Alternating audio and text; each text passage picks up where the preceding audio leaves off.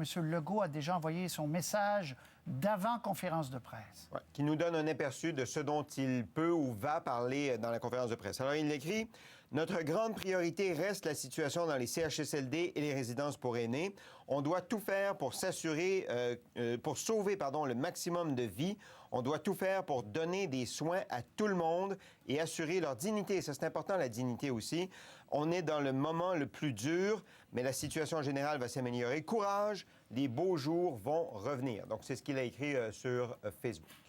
Ça, c'était la conférence de presse de vendredi, les fameux beaux jours qui allaient venir. Et on a été emportés là, dans cette crise des CHSLD qui a fait oublier, non pas oublier, parce qu'on n'oublie pas totalement, mais qui a repoussé cette idée des beaux jours un peu plus tard. Là. Exact, qui a ralenti l'élan. Alors, dans son message, il aborde des sujets qui l'ont rattrapé ces derniers jours. L'espoir, en effet, qu'il voulait nous donner, il y a 3-4 jours, le fait qu'il se fait tirer maintenant par les CHSLD et la question de la dignité. Il y a des gens dans les CHSLD qui veulent juste un peu de dignité et ils veulent être soignés avec dignité et qu'on prenne soin d'eux avec dignité. Et il y a des questions qui se posent sur les soins qui sont offerts actuellement dans les CHSLD. Et Justin Trudeau s'est fait poser la question, si on vous demandait l'armée pour aller aider, on dit qu'on manque de bras dans les CHSLD pour créer des tentes à côté, par exemple, des zones rouges pour faire ça, l'armée, là, à la limite. S'il n'y a pas assez de monde, go, là. Pourtant, M. Trudeau, sauf erreur, il a dit on n'en est pas là. Non, c'est ça. M. Trudeau a dit qu'il n'y a pas eu de demande. C'est ça, il n'y a pas eu de demande des provinces, parce qu'il faut une demande des provinces. Très bien. Alors, ils arrivent, mesdames et messieurs, François Legault, Mme McCann, ministre de la Santé, Dr Arruda, directeur de la santé publique du Québec. Alors, bien sûr qu'il sera question de la situation qui préoccupe toutes les familles du Québec qui ont des gens là-bas, et même tout le monde, sur le sort de nos personnes âgées. Il y aura ça. Il y aura par ailleurs, est-ce qu'il y aura des détails sur d'autres pans de l'économie qu'on va laisser et qu'on va commencer à dégeler? On sait que les garages, demain, peuvent commencer à installer les pneus d'été.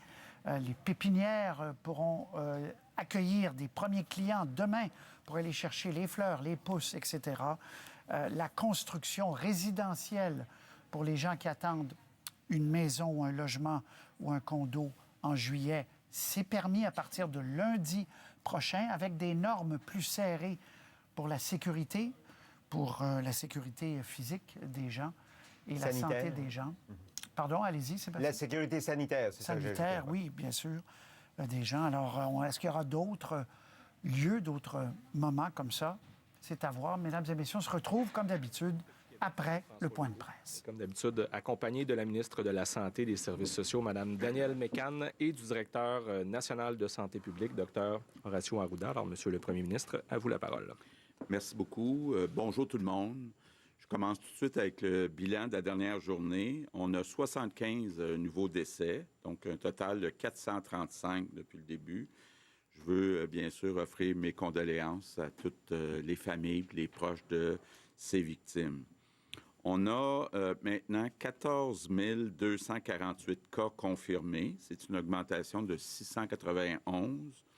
On a 936 personnes hospitalisées. C'est une augmentation de 57. Et on a 230 personnes aux soins intensifs. C'est une augmentation de 4. Évidemment, notre grande priorité, ça demeure la situation dans les CHSLD. D'abord, et puis c'est une bien mince consolation, mais quand vous regardez la situation en Ontario, à New York, en France, un peu partout dans le monde, on a cette situation-là dans les centres d'hébergement de soins de longue durée. On a des personnes qui sont plus âgées, puis on a des personnes qui sont malades. Donc, ce sont effectivement les personnes qui sont les plus vulnérables. Par contre, je l'ai déjà dit, puis je continue de le répéter, on avait déjà un problème de personnel avant la crise dans les CHSLD. On avait un problème d'attraction. Donc, dans les budgets qu'on a faits, entre autres dans la dernière année, on avait augmenté les budgets pour les CHSLD, mais malheureusement, on n'arrivait pas à combler les postes qui étaient affichés. La situation s'est beaucoup détériorée dans les dernières semaines. On compte aujourd'hui 1250 employés juste dans les CHSLD qui sont absents, soit qui sont infectés, soit qui ont la crainte d'être infectés ou toute autre raison, mais on a quand même en plus un manque de 1250 employés. Pardon. Je veux commencer tout de suite peut-être par mes remerciements du jour. Si vous n'avez pas pris connaissance de cette histoire qui a été écrite par Patrick Lagacé dans le journal La Presse, vous savez, quand il arrive des drames, il y a toujours des personnes qui ressortent pour des raisons humaines exceptionnelles. Puis c'est quand même toute une histoire là, dans le drame du CHSLD Héron à Dorval, de voir que la docteure Larente, qui est arrivée le fameux soir où la majorité des employés avaient quitté le CHSLD, elle a appelé son mari et ses 3 enfants, 13 ans, 15 ans, 17 ans, pour venir l'aider, pour, entre autres, distribuer des repas aux 130 résidents qui se retrouvaient un peu seuls. Évidemment, c'est le genre de situation qu'on ne peut pas imaginer en 2020 au Québec, mais quelle bravoure, quel sens humain admirable de la part de la docteure Larente, puis de ses enfants, son mari. Évidemment, je veux, au nom de tous les Québécois, la remercier. Et la raison pourquoi je voulais commencer par parler de la docteure Larente, c'est parce que je voudrais lancer un peu un appel à tous. Dans les CHSLD, je viens de le dire, on manque de personnel médical. On est en train de transférer du personnel médical qui était dans les hôpitaux vers les CHSLD, du personnel de toutes sortes. Là. Puis je vais peut-être revenir sur une remarque que j'ai faite hier. J'ai dit même les médecins spécialistes ont une formation générale en santé avant d'étudier dans une spécialité et peuvent venir combler le poste, par exemple, d'une préposée aux bénéficiaires. Ils sont capables de le faire, mais je ne voulais pas, en disant ça, insulter les médecins généralistes, les médecins de famille. Il y en a certains qui sont dits choqués parce qu'ils disaient, bien, nous aussi, comme les spécialistes, on a une formation additionnelle comme médecin de famille. Moi, le message que je voulais tout simplement passer, c'est qu'on a besoin de bras, on a besoin de gens qui ont toutes sortes de formations médicales, que ce soit des médecins de famille, que ce soit des médecins spécialistes, que ce soit des infirmières. Il faut venir combler cette pénurie, ce manque, entre autres, de préposés aux bénéficiaires dans les CHSLD. Et on a besoin de tout le monde. Donc, je lance un appel à tous aussi. On en a eu depuis le début de la crise, des gens qui avaient pris leur retraite ou qui s'étaient retirés du milieu de la santé, mais qui ont des compétences, des expériences. Je vous demande, on a besoin de vous dans les CHSLD. Bon, vous avez vu aussi, on a fait appel à tous les enseignants qui enseignent en sciences infirmières ou en soins médicaux, que ce soit dans les centres de formation professionnelle, dans les cégeps. C'est pas une question là, de décret qu'on veut forcer quelqu'un, là, mais on parle de plus de 2000 personnes qui enseignent, qui ont des compétences en santé. Donc, je vous demande à tous les enseignants, tous les professeurs en soins infirmiers, on a besoin de vous autres dans les CHSLD. On est en train de faire le tour aussi des entreprises d'économie sociale. Il y en a certaines qui donnent des soins à des patients, que ce soit à la maison ou ailleurs. Encore là, on fait un appel à tous pour venir travailler dans les CHSLD. Ce qu'on a aussi conclu, puis tantôt, le docteur Arruda, je vais lui céder la parole, on a convenu d'une façon de fonctionner pour que certains proches aidants puissent venir dans les CHSLD. Bon, on veut que ce soit des personnes qui ont quand même une expérience, qui l'ont déjà fait, des personnes aussi qui sont connues des établissements. Évidemment, on va prendre toutes sortes de précautions, avoir un test négatif, avoir les équipements médicaux, pas se tenir proche des autres patients ou des employés, mais aller s'occuper juste de la personne qui connaissent. Puis quand ils retournent à la maison, bien sûr, faire attention de continuer de garder le 2 mètres là, pour ne pas s'infecter. Donc, je parlais hier de la balance des inconvénients. C'est ce qu'on a pesé. On pense que compte tenu du manque de personnel dans les CHSLD, ça vaut la peine de demander à certains proches aidants de venir nous donner un coup de main. Mais je vais être clair, par contre. Si vous n'êtes pas un proche aidant qui est identifié par les responsables des établissements, l'interdiction des visites demeure. Puis je ne voudrais pas, là, je comprends que beaucoup de personnes voudraient voir leur père, leur mère, aller les visiter, mais je ne voudrais pas non plus qu'à répétition, on demande aux responsables des CHSLD d'absolument pouvoir venir voir son père ou sa mère. Là. On parle juste des personnes qui vont être identifiées par les responsables des établissements, quand même limiter le nombre pour éviter la propagation du virus. Bon, j'avais demandé aux gens responsables des établissements de s'assurer d'avoir un responsable qui appelle les familles.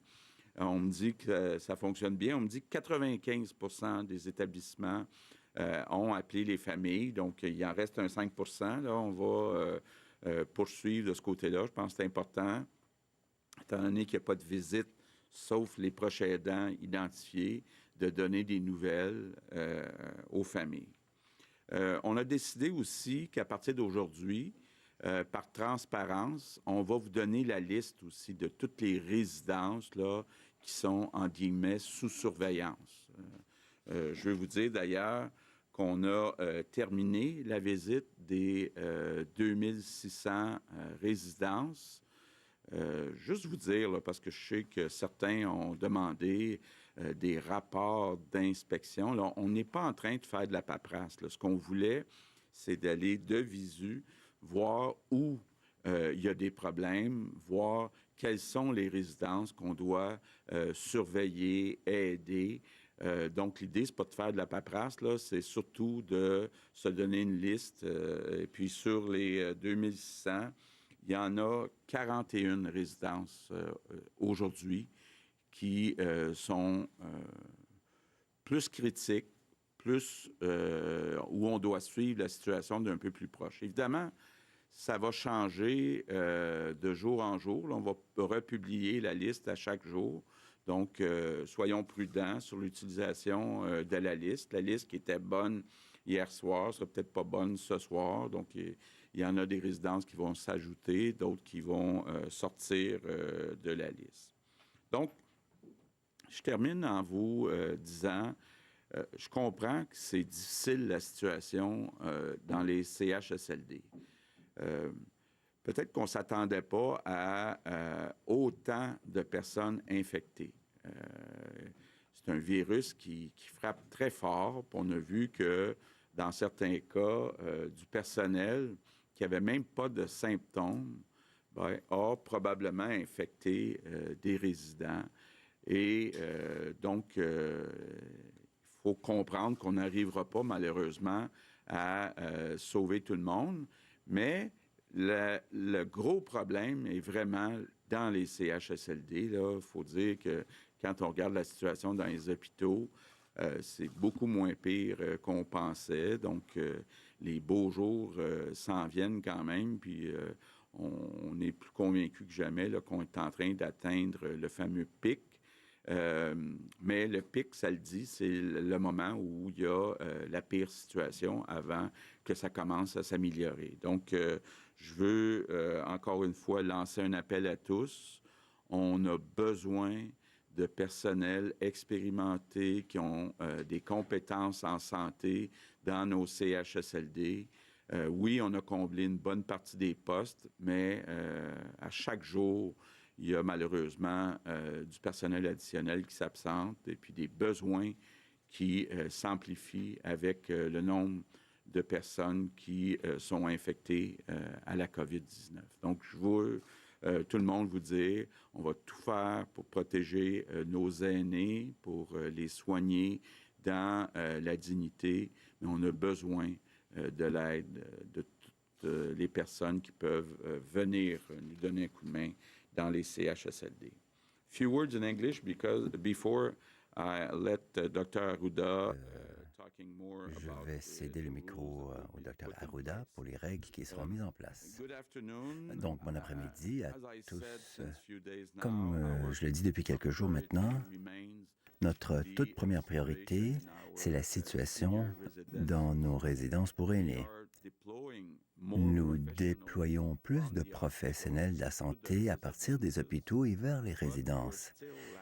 En même temps, il nous manque du personnel. Je demande donc à toute personne disponible, tout travailleur de la santé, de se manifester et de nous prêter main forte. Je fais appel à votre sens du devoir pour venir nous aider à protéger les plus vulnérables. Nous avons besoin de vous. Nous allons également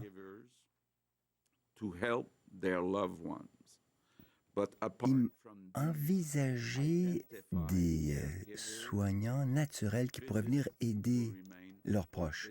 Mais bien sûr, en dehors de cette catégorie-là, les visites seront interdites.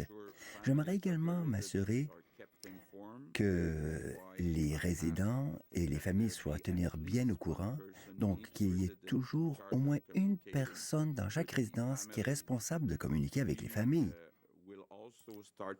Nous allons aujourd'hui commencer à publier une liste des résidences où la situation est sous surveillance. Je sais que la situation est difficile pour chacun, chacune, mais cela va s'améliorer. Il est très important de continuer nos efforts. C'est ainsi que nous allons pouvoir sauver des milliers de vies. Je vous remercie. Je donnerai la parole au docteur Arruda. Très bien. Bonjour tout le monde. Depuis le début, toutes nos actions visent à protéger la santé de la population et particulièrement de nos plus vulnérables, les gens d'en haut de 70 ans. On savait d'emblée que ce serait impossible, ici comme ailleurs dans le monde, d'éviter tous les cas. Et malheureusement, cette population-là qui est très fragile est touchée par le virus. On a voulu aussi maintenir notre capacité de traiter les cas, c'est-à-dire d'aplatir la courbe et ne pas se retrouver dans une situation comme dans d'autres pays où on arrive à choisir entre certaines personnes pour accéder aux soins intensifs. Donc, ça a marché. La courbe a été aplatie grâce au travail que vous avez fait avec nous, grâce au respect des consignes. Vous savez, pour la santé publique, brimer les droits de la personne, il faut avoir des bonnes raisons. Ici, on a voulu sauver des vies et je demeure convaincu qu'on en a sauvé plusieurs et qu'on n'a pas eu à faire des choix difficiles comme ils ont eu lieu ailleurs dans le monde. Comme mesure, on a interdit aux visiteurs en CHSLD et en résidence pour personnes âgées, on aurait interdit les visites, puis ça a marché. La situation aurait été beaucoup plus pire si on ne l'avait pas fait. Nos hôpitaux seraient pleins à craquer probablement actuellement avec beaucoup de gens qui seraient à l'hôpital et aux soins intensifs. Mais il faut comprendre que, notamment avec la connaissance qui s'améliore, on se rend compte aujourd'hui, ce qu'on ne savait pas au début de l'épidémie, que plusieurs personnes étaient asymptomatiques et pouvaient contaminer les gens autour d'eux. C'est ce qui est probablement arrivé avec des gens qui revenaient de voyage ou qui l'auraient attrapé ailleurs, qui sont rentrés dans les CHSLD, là où il y a une concentration importante de gens très vulnérables, et ça a amené les décès qu'on voit actuellement, qui nous dérangent tous, bien entendu, mais qui sont un phénomène qu'on observe aussi ailleurs, dans d'autres provinces, dans d'autres endroits où il y a une concentration de personnes âgées. Beaucoup de gens nous écrivent, je reçois beaucoup de courriels personnels pour changer les consignes. Aujourd'hui, je vais vous demander la collaboration de tous pour respecter à la lettre ce qu'on va faire en CHSLD. Le premier ministre en a déjà énoncé quelques éléments, mais je veux vous le dire, c'est très important que vous compreniez que vous devez respecter ce qu'on vous dit actuellement. Ça s'adresse seulement au CHSLD, là où les gens les plus vulnérables ont besoin de soins beaucoup plus concentrés en nombre d'heures que ce qu'on retrouve dans les autres résidences pour personnes âgées.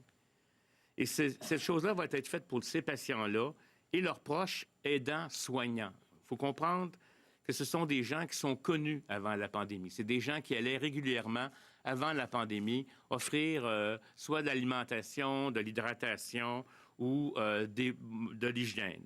Il y en a à peu près 10 % des gens en CHSLD qui ont ce genre d'aidants naturels.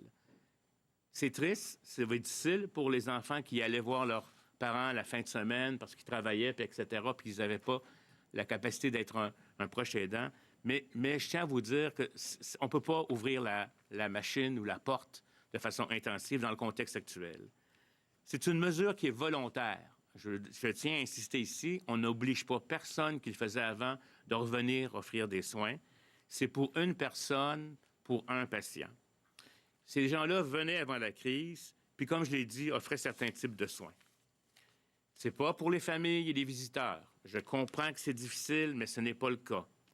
Ces personnes seront identifiées par la direction de l'établissement. C'est eux qui connaissent quelle était la pratique antérieurement, puis ils devront répondre à certaines conditions et signer un consentement éclairé pour qu'ils comprennent à quoi s'exposent ces gens-là quand ils vont aller en milieu, puis ils vont avoir des notes, à la fois pour les établissements, pour les patients et les proches aidants, pour savoir quoi faire, dans quelle situation, et si jamais les gens développent des symptômes, on va leur dire exactement quoi faire. Cette mesure-là va commencer jeudi matin pour nous permettre de mieux préparer tous les instruments, le matériel qui va être nécessaire. Vous savez, nos intervenants et les directions des CHSLD sont très sollicités actuellement pour offrir des soins de meilleure qualité qui sont possibles.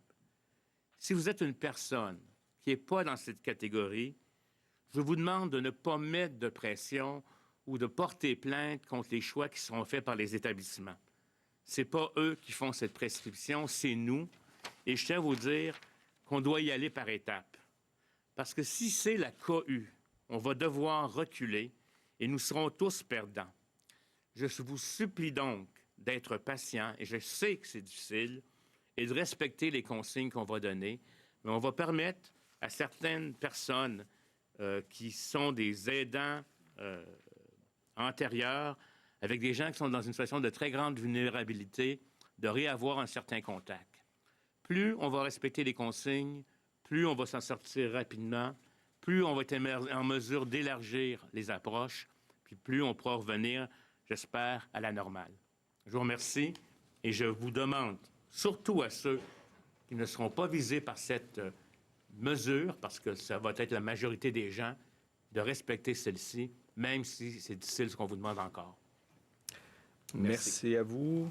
Donc, pour la période des questions en français, nous allons débuter aujourd'hui avec Patrice Bergeron de la Presse canadienne. Bonjour à vous. Monsieur le Premier ministre, je vous cite, la semaine dernière, en conférence de presse, vous avez dit que vous rencontrez donc les équipes de la santé tous les matins. Je pose la question à l'équipe, est-ce que le patron du CHSLD est compétent? Est-ce qu'on vous a déjà dit, par exemple, qu'il y en avait des pas compétents? Qu'est-ce qu'on vous répond? Puis qu'est-ce que vous faites si on vous répond qu'ils ne sont pas compétents? Bien, on va les aider. C'est ça qu'on regarde, là, puis c'est ça qui est l'objectif, là, c'est de regarder est-ce que la situation est bien gérée? Est-ce qu'il y a des zones chaudes, des zones froides? Est-ce que le personnel sait exactement comment utiliser les équipements, etc., etc.? Donc, je ne sais pas si vous faites référence, par exemple, au CHSLD Héron, là, mais on savait qu'il y avait un problème de la direction, mais on ne savait pas l'ampleur du problème.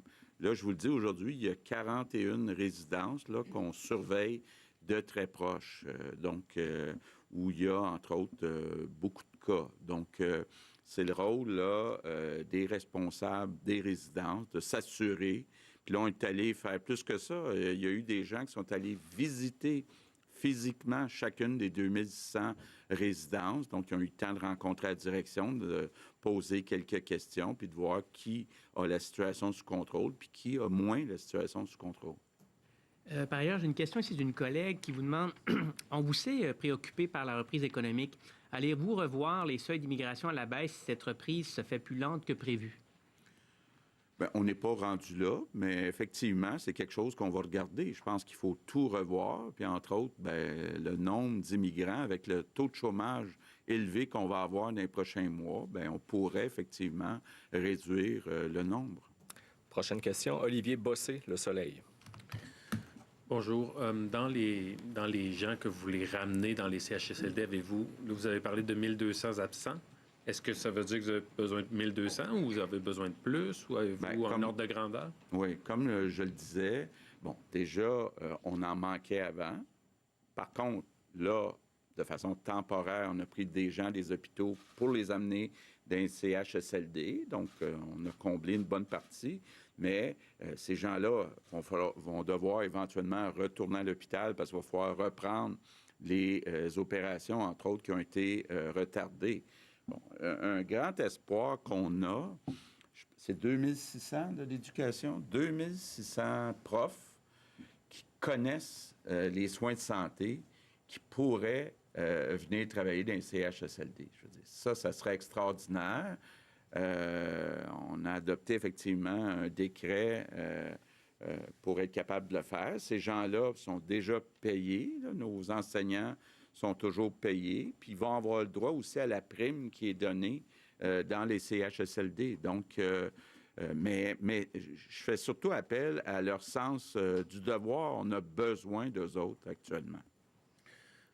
Parler de profs m'a amené sur mon autre question. Le retour à l'école, je sais que la date, c'est pas tellement ça qui est déterminé, mais est-ce que les professeurs seront obligés de retourner enseigner parce que certains ont peut-être 60 ans et plus, d'autres qui ont peut-être des conditions de santé plus fragiles. Donc, est-ce que ce sera obligation de retourner enseigner? Bien, on n'est pas rendu là. On n'est pas rendu là. Je l'ai dit avant qu'on demande aux profs de retourner à l'école, puis aux enfants de retourner à l'école. On va avoir des discussions avec le Dr Arruda pour voir les mesures qu'on met en place. Est-ce que ça sera des classes complètes? Est-ce que ça sera dans toutes les régions? Qu'est-ce qu'on fera avec les enseignants qui ont plus de 60 ans? C'est le genre de questions où là, il y aura des consignes. Mais je vais être bien clair, là, on n'est pas rendu là. Il n'est pas question de réouvrir à court terme les écoles. Maintenant, au tour de Louis Lacroix, Cogeco Nouvelles. Monsieur le Premier ministre, Mme McCann, M. Arruda.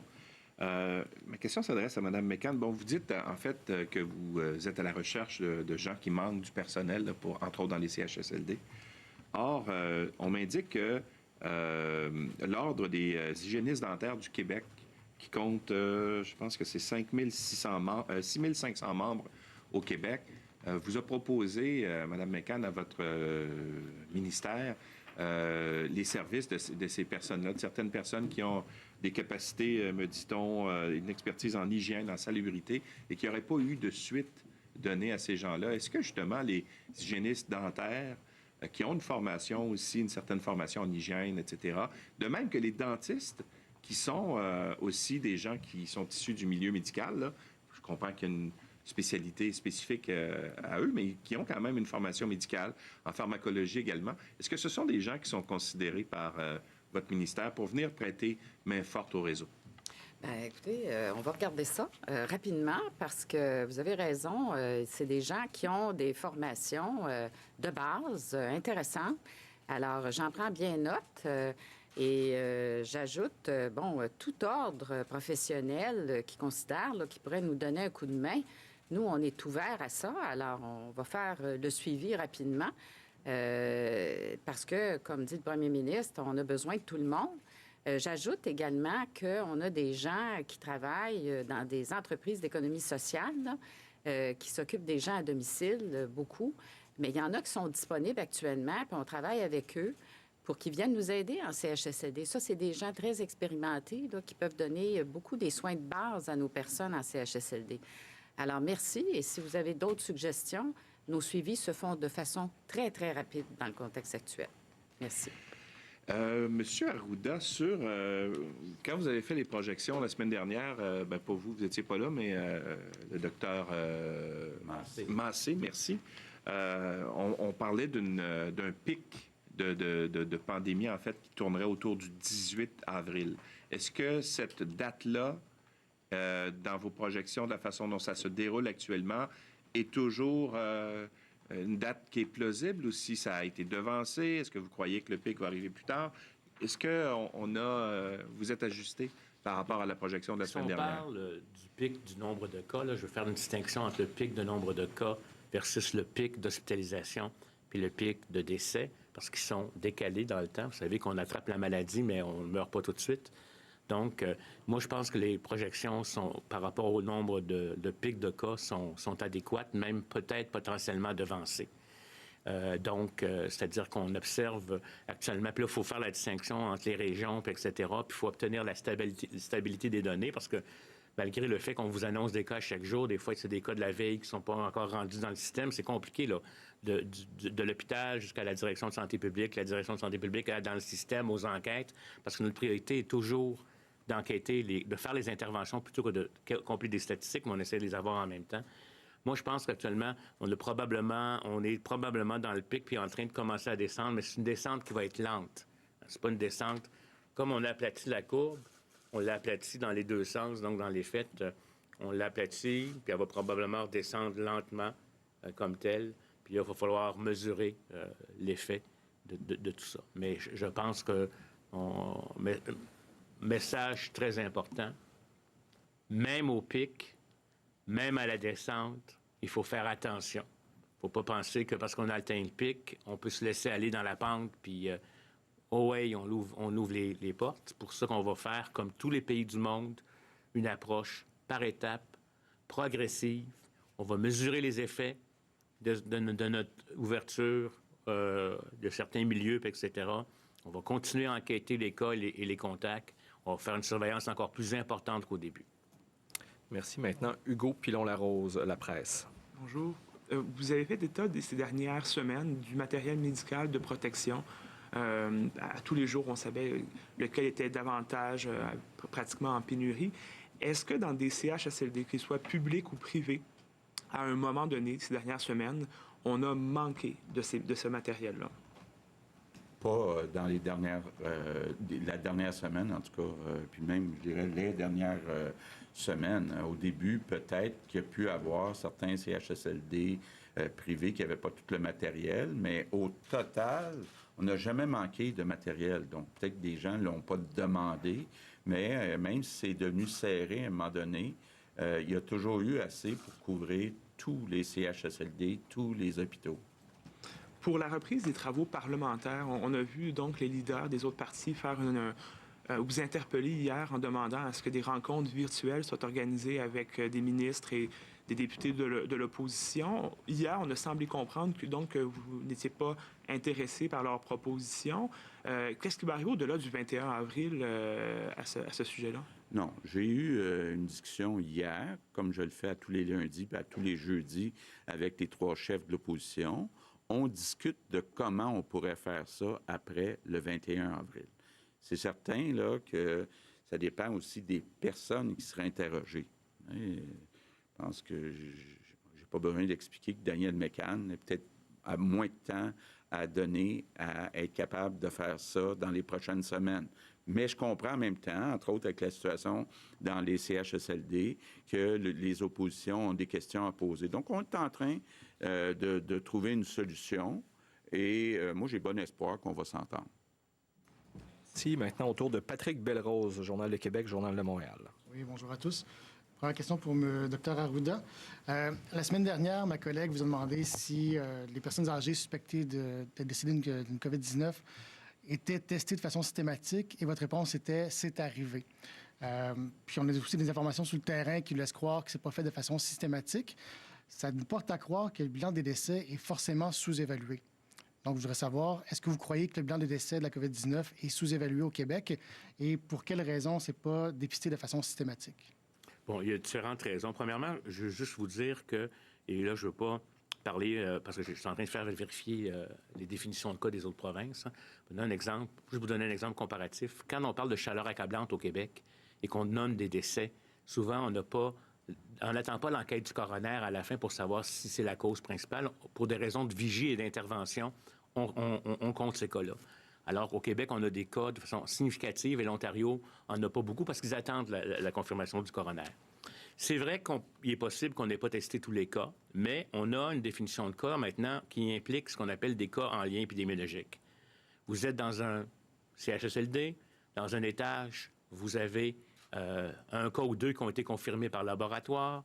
Dans l'autre chambre d'à côté, vous avez un cas. Il n'y a pas d'autre raison de décès comme tel où on est presque sûr presque sûr, un bon pourcentage que c'est du COVID-19, mais va être un COVID-19 non testé, non confirmé par laboratoire, mais considéré comme un cas. Donc ça, on en a et vous allez voir on peut voir qu'on en a de plus en plus comme tel parce que à ce moment-là, et on fait souvent ça dans des enquêtes, on ne teste pas tout le monde. On sait que la maladie circule. Actuellement, on n'est plus dans la saison de la grippe, etc. Donc, la probabilité que ce soit un cas est plus élevée, puis on ne le fait pas en termes de tests de laboratoire. Donc, est-ce que c'est possible que des gens soient décédés de la COVID-19, puis que pour une raison X, Y, Z, il n'y ait pas été là? C'est vrai. Tous les systèmes ont toujours sous-estimé les décès.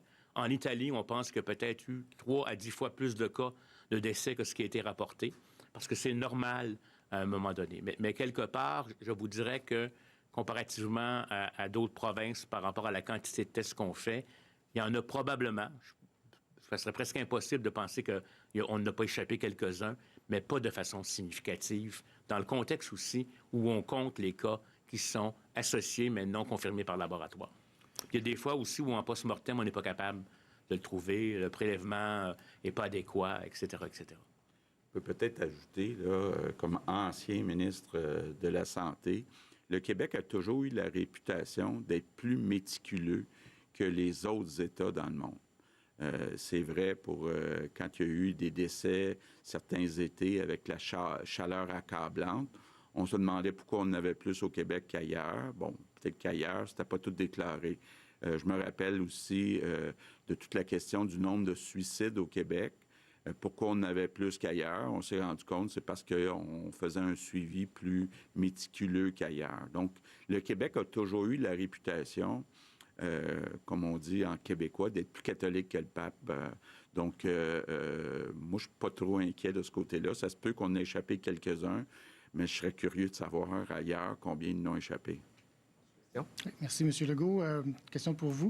Vous allez publier, comme vous disiez, la liste des CHSLD en situation critique. C'est vrai que les médias le demandaient. Par contre, on s'aperçoit ce matin que la liste qui a été publiée par un média contient une erreur. Est-ce que vous ne craignez pas que d'autres erreurs comme ça se glissent dans les listes que vous allez mettre en ligne et qu'on crée de l'inquiétude inutilement, disons, chez les parents des patients? Et aussi, en complémentaire, disons, est-ce qu'il sera possible de sortir un résident d'une résidence touchée par la COVID-19 si on voit que le nom est sur la liste? Deux choses. D'abord, j'ai posé la question sur le sujet, combien de décès dans le centre de gériatrie de Montréal. Il faut comprendre qu'il y a un certain délai pour analyser si la personne est vraiment décédée de la COVID-19. Parfois, ça peut prendre un certain nombre de jours avant que ça soit ajouté. Pour ça, là, malheureusement, on sait un peu là, que, par exemple, dans les décès aujourd'hui, probablement qu'il y en a qui vont s'ajouter, qui sont décédés dans les derniers jours, mais où on est en train d'analyser est-ce qu'ils sont vraiment décédés de la COVID-19. Donc, dans le cas que vous mentionnez, c'est exactement ça qui est arrivé, là. C'est que c'est pas qu'on a oublié d'en déclarer, c'est juste parce que le nombre qui est donné puis qui était dans le rapport est toujours le bon sur les confirmés, mais il y en a d'autres qui s'en viennent. Je faisais référence à la seigneurie sur le fleuve de Varennes. Alain Laforêt, TVA Nouvelle. Je faisais référence à une autre résidence, en fait, qui était sur la liste où il n'y avait pas de cas de COVID-19. Monsieur Laforêt. Merci. Bonjour, Monsieur le Premier ministre. Mme McCann, Monsieur Arruda, Mme McCann, ma question va s'adresser à vous.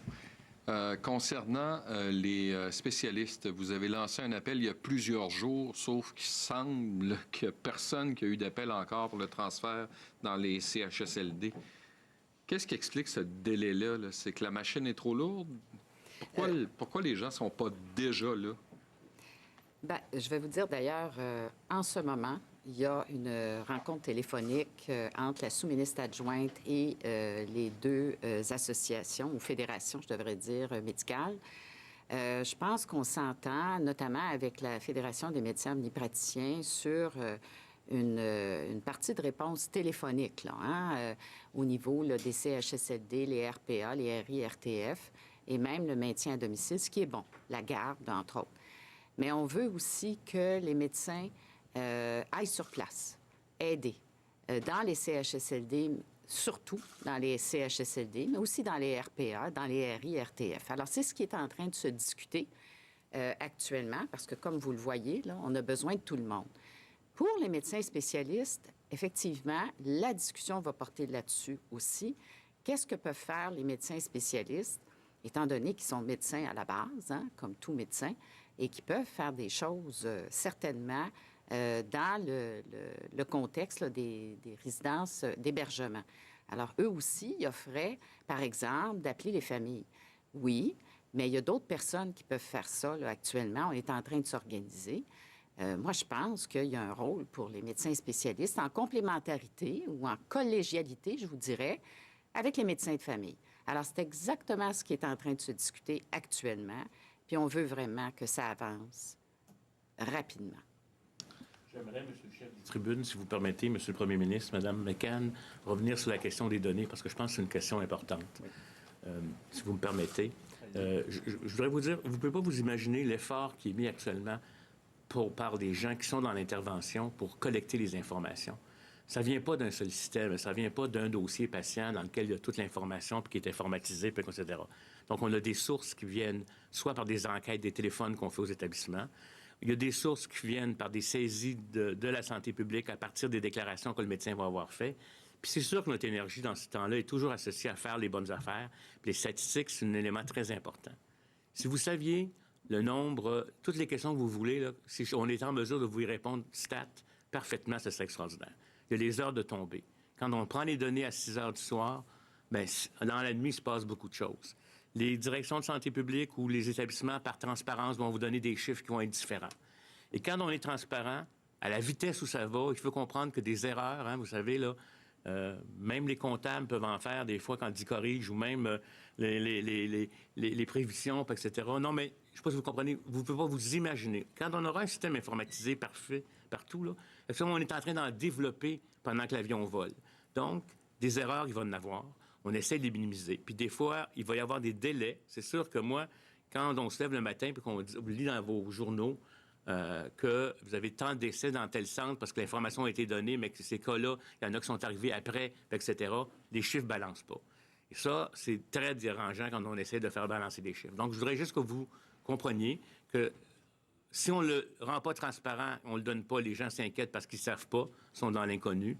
Si on le met, puis c'est une erreur, mais ça va peut-être entraîner un certain stress pour certaines personnes, mais ça va être corrigé le plus rapidement possible. Fait que je voulais quand même que vous compreniez ça, parce que sinon, là, on va avoir des débats sur les chiffres à tous les jours. Et plus ça va aller, plus il va y avoir de cas, plus il va y avoir de charges dans le système, plus ce système-là est fait. Puis je peux vous dire que même dans le monde, même l'OMS ne mettait pas ces données à jour tous les jours. Puis des fois, c'est avec des pays qui ont contribué, d'autres qui n'ont pas contribué à la mise à jour. J'aimerais apporter aussi un complément, si vous permettez, sur les médecins spécialistes, parce qu'il faut quand même dire que il y a des choses intéressantes là, qui se passent au milieu hospitalier. Par exemple, je vais vous donner un exemple, un orthopédiste qui aide son collègue interniste. Là. Il y a beaucoup de collaboration qui se fait en milieu hospitalier. Je sais aussi, on le sait, que les médecins spécialistes aimeraient rouvrir leur clinique externe. On ne pourra pas le faire de façon complète. Il y aura peut-être une certaine réouverture. Là, on est en train d'étudier ça. Au niveau des chirurgies, on ne peut pas vraiment beaucoup aller de l'avant parce qu'on a encore notre enjeu au niveau des médicaments, mais c'est en train d'être travaillé. Donc, ce que je disais tout à l'heure, c'est qu'on veut que les spécialistes, parce qu'il y en a quand même un certain nombre là, actuellement qui sont inactifs, qui viennent nous aider dans les milieux d'hébergement. En question, oui, toujours avec vous, Mme McCann. Vous avez parlé tout à l'heure, et ça fait plusieurs jours qu'on l'évoque depuis samedi, là, la résidence Héron. Dans une lettre que vous avez reçue, Mme la ministre, de la part de la direction de ce CHSLD le 9 avril, on vous informait déjà qu'il y avait 23 décès et 27 employés qui étaient testés positifs COVID. Est-ce que le CIUS vous a dit la vérité dès le départ? Parce que M. le Premier ministre nous a dit que vous l'aviez appris vendredi, alors que ça date du 9 avril, la lettre où on vous dit qu'on a 23 décès là-bas. Oui, bien, vendredi, c'était le 10 avril, si je ne me trompe pas. Alors, moi, j'ai vu la lettre plus tard, là, parce qu'une lettre qui m'est envoyée ne m'arrive pas là, instantanément, je dois vous dire. Là, ça arrive à une adresse ministre de la Santé et on doit la traiter. On la traite rapidement, mais je ne l'ai pas dans l'heure. Là. Alors, moi, je pense que j'ai eu l'information, effectivement, le vendredi soir, samedi matin, là, où on a tout confirmé ça, où il y avait eu une trentaine de décès dans le dernier mois. C'est à ce moment-là que j'ai eu l'information. Maintenant, au tour d'Hugo Lavallée, Radio-Canada. Oui, bonjour. J'aimerais revenir sur la question concernant l'Institut universitaire de gériatrie de Montréal, parce que je comprends bien qu'il puisse y avoir des délais, mais quand même, on apprend qu'il y a 33 personnes qui sont décédées, alors que le bilan du CIUS Centre-Sud de l'île de Montréal, le même jour, faisait état de 5 décès. Là, donc, ils ont quand même un écart très important. On imagine que ce ne sont pas tous des gens qui sont décédés dans les heures précédant la mise à jour du bilan. Je veux être certain de bien comprendre ce qui explique cet écart important-là. Et d'autre part, vous nous parliez, Monsieur le Premier ministre, de différence entre les cas rapportés, cas soupçonnés. Est-ce à dire donc que dans plusieurs autres établissements, les chiffres seraient beaucoup plus élevés si on tenait compte des cas soupçonnés? Parce que là, c'est ce qui semble expliquer l'écart. Mais là, vous parlez de deux choses. Les décès. Oui, c'est deux questions. Bon, OK. Les décès, j'ai posé la question ce matin, puis on me dit l'écart s'explique par le fait que les décès n'ont pas tous été analysés au moment où le rapport a été fait. Pour ce qui est des cas confirmés ou suspectés, bien ça, effectivement, c'est une différence. Confirmé, ça veut dire qu'il y a eu un test positif. Suspecté, bien, c'est peut-être la personne a des symptômes. Donc, pas sûr que ça répond à votre question. Donc, est-ce qu'on sous-estime ou... Pardon? Est-ce qu'on sous-estime, donc? Parce qu'en fait, si je comprends bien, il y a des... Moi, je pense qu'actuellement, dans les CHSLD, là, il y a sûrement plus de cas que le nombre qui est rapporté confirmé. Il y a du travail qui est en train d'être fait actuellement pour faire des tests. Puis il y a des personnes qui sont suspectées qui vont en partie devenir confirmées. Est-ce qu'il y a plus de décès? Rapidement. Est-ce qu'on sous-estime le nombre de décès? Moi, je pense pas. Je pense que les décès de la COVID-19 sont rapportés. Ça peut prendre quelques jours parfois avant que ça soit rapporté. Mais ils ne sont pas sous-estimés. Les décès, c'est des décès. Merci. Prochaine question, Mylène Crête, Le Devoir. Bonjour. Ma question est pour M. Legault et Mme McCann. J'aimerais savoir ce que vous pensez de la gestion des CIS et des CIUS par rapport au CHSLD. Est-ce qu'il y a des choses que vous aimeriez voir changer? Bien, écoutez, ça fait longtemps qu'on parle des CHSLD. Qu'on dit il y a une pénurie de personnel, il y a des postes d'affichés qui ne sont pas comblés. Dans les CHSLD privés, peut-être que les ratios devraient être augmentés. Bon, c'est des discussions qu'il y a eu depuis plusieurs années. C'est sûr qu'il y avait un manque de personnel dans les CHSLD. Donc, on connaissait le problème. C'est d'ailleurs pour ça qu'au centre de la négociation avec les syndicats, on a toujours dit qu'il faut une augmentation en pourcentage plus élevée pour les préposés aux bénéficiaires que pour les autres groupes d'employés. Mais, comme je le disais, c'est pas nécessairement facile de négocier avec les syndicats des augmentations de salaire qui ne sont pas les mêmes pour tous les groupes d'employés. Par contre, assez rapidement, on a mis des primes. Là. Par exemple, dans les CHSLD privés, on a mis des primes de 4 de l'heure. C'est quand même pas rien, là. Quelqu'un qui gagne 13 de l'heure, qu'on lui donne du gouvernement 4 de l'heure de plus. Donc, il y a des primes, effectivement, qui ont été mises de façon temporaire.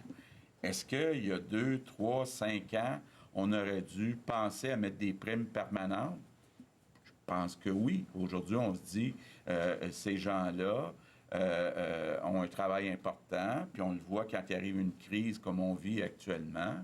Puis, il faut le regarder, parce que je me suis rendu compte, moi, que quand on a augmenté les budgets des CHSLD depuis qu'on était au gouvernement, bien, malheureusement, on n'arrivait pas à dépenser tout l'argent qui était mis dans les CHSLD, parce qu'il y avait beaucoup de postes qui étaient affichés, mais pas comblés.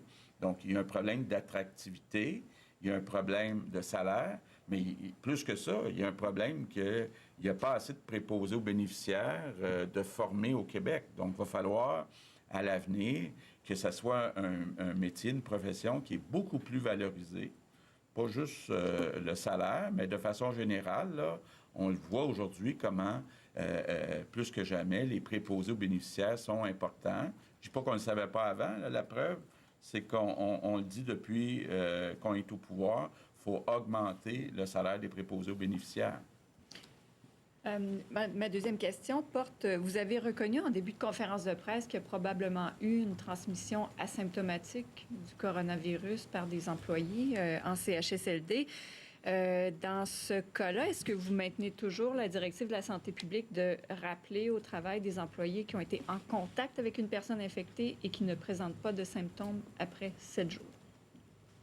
Écoutez, l'enjeu de cette démarche-là est associé à, je vous dirais, le maintien des services. Parce que la personne qui revient, elle va porter, par exemple, un masque, puis elle va être dans une situation... D'ailleurs, elle le sait, c'est encore peut-être... les gens sont encore plus prudents dans ce contexte-là. Autant que faire se peut, vous comprendrez qu'on veut pas que quelqu'un meure parce qu'on n'a pas donné de soins. Il ne meurt pas du COVID-19, mais c'est véritablement, j'appellerais, des situations qu'on essaie de faire en termes d'exception. Je peux pas c'est pour ça que cette consigne-là a été mise en place. Et donc, souvent aussi, ces personnes-là, elles vont des fois aussi travailler dans des milieux où il y a déjà du COVID-19.